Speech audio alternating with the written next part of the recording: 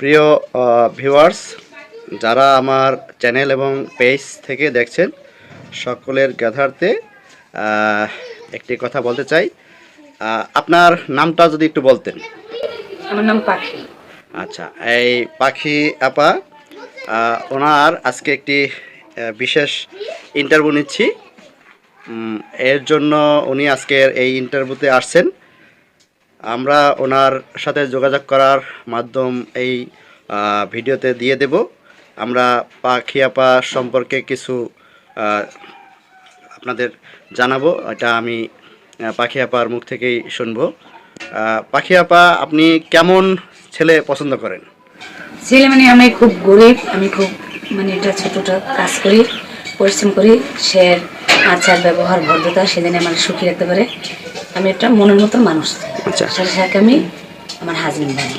আচ্ছা, পাখি আপার কি আগে কখনো বিয়ে টিয়ে হয়েছিল? হ্যাঁ, আমার আগে বিয়ে হয়েছে, তো এখানে আমি ওই 2 মাস ছিলাম। আচ্ছা, তো সে ভালো না বিদেশ, সে বিদে আমি আইসা করছি। আচ্ছা, এখন এই পরিস্থিতি অনুযায়ী যদি কেউ পাখি আপাকে আপনার জীবনসঙ্গী করতে ইচ্ছুক হন, পাখি আপার সাথে যোগাযোগ করতে পারেন। উনি একজন মার্জিত মনের অধিকারী। আপনার সম্পর্কে, আপনার নিজের সম্পর্কে কিছু একটা বলুন। সম্পর্কে বলতে আপনার বয়স, আপনি কেমন বয়সের?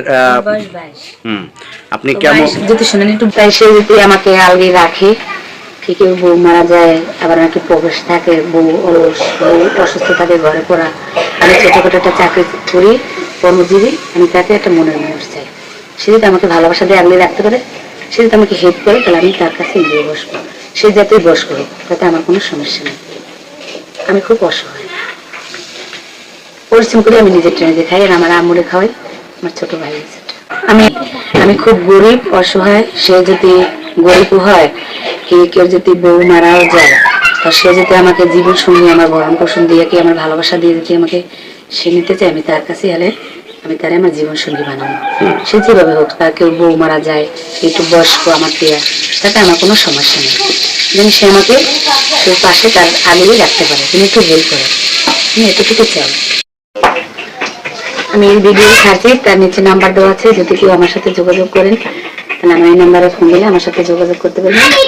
তখন আমি সবকিছু আপনাকে সিদ্ধান্ত বলতে পারবো, আমার ইতিহাস জীবনটা।